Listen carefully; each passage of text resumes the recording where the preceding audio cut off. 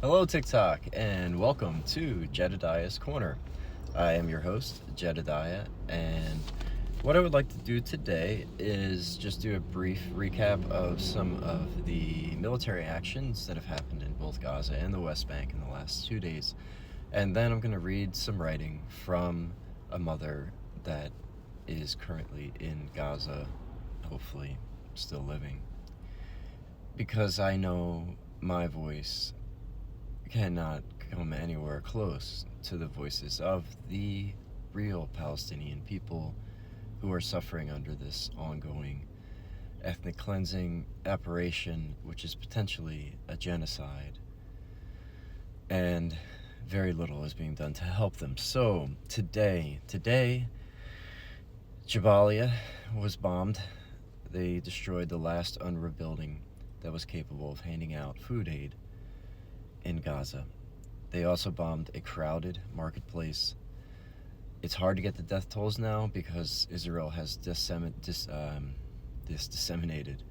the entire medical infrastructure, health services infrastructure in Gaza. Some of it still exists, but it is very, very seriously diminished from a state where it, before the war, it wasn't necessarily in the best condition either. In North Gaza, a residential building was bombed. Something like 30 to 50 people were sheltering within it. All of them are dead. Residents are trying to pull the rubble away to rescue whomever they can find, and they claim that all they can find are small pieces of body parts. A grandmother was inside the building with her small child, and everyone within the building was either a woman or a child, as far as reporting can tell. Yesterday, the Jenin refugee camp was attacked. The Askar refugee camp was attacked. They attacked Aruf Kamdoumi, who was a young man, a young freedom fighter. In order to get him, they bombed with airstrikes in nighttime. I think I remember Rabbi Shmuley saying something, lying about something like they don't attack during the night. I'd have to go back, and I don't want to go back to that horrible man debating Norm Finkelstein. And then, let's see, the Al Farak Mosque was attacked. Many ancient manuscripts were destroyed. We will never be able to get those back. In December, the Omari Mosque, which is the oldest mosque in Gaza, a historical landmark, was also destroyed by violent Israeli psychopaths. So I'm going to go ahead and I'm going to read. This is an article that the Electronic Intifada published, and it is called "I Cannot Protect My Children." It is written by Shahar Kashida.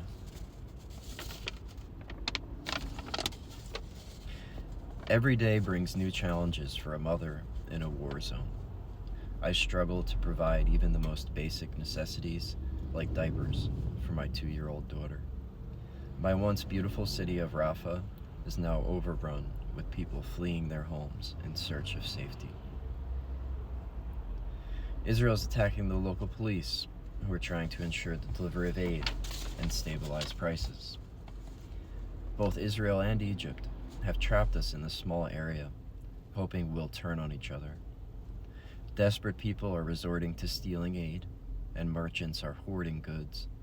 It's so chaotic that you can't walk down the street without hearing fighting and screaming. Families are turning against each other, and the war has dragged on so long that people are starting to lose hope. Every police car is a target. The city is bursting at the seams, with families sleeping on streets and in makeshift shelters. Providing for our basic needs has become unimaginably difficult.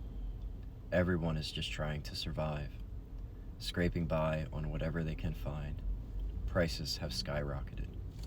Sometimes I picture myself in an alternate universe where my people and I are like mice trapped in a cruel experiment. They starve us and force us into cramped quarters, driving us to desperation. This analogy is the only thing that makes sense and keeps me sane. There is no way those on the other side see us as equals. If they did, this genocide would have ended long ago. Being a mother in times of war is a constant battle to shield my children from the horrors that surround us. The fear that grips my heart is overwhelming, especially when rockets pierce the air, sending my children running into my arms, seeking refuge from the chaos outside. In those moments, I feel a crushing weight of responsibility, knowing that I may not be able to protect them from the dangers that lurk beyond our doorstep.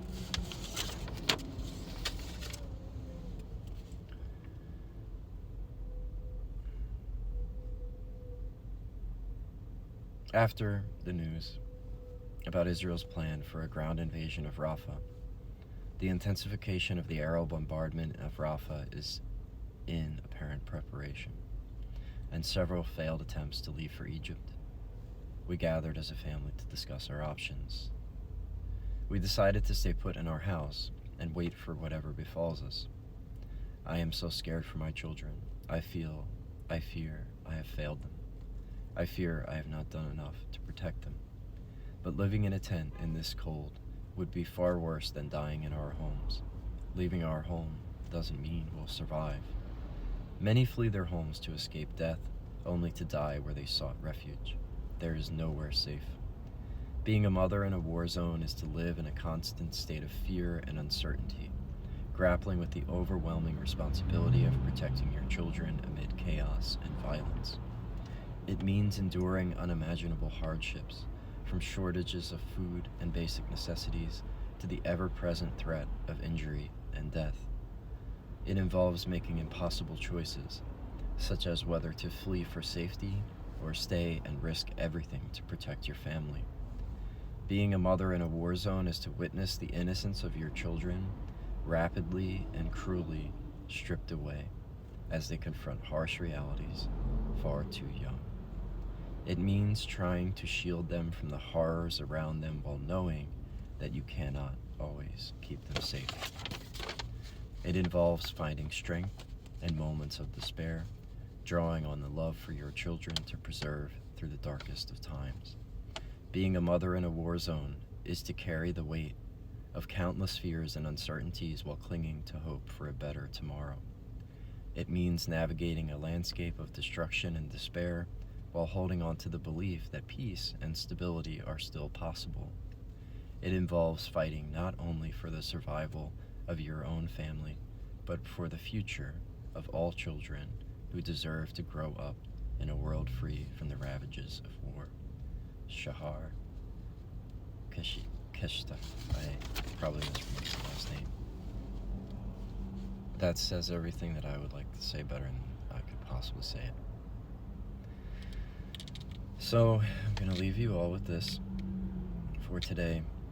And just remember, the UN has vetoed 33 times serious cases and charges brought against Israel for their treatment of Palestinians.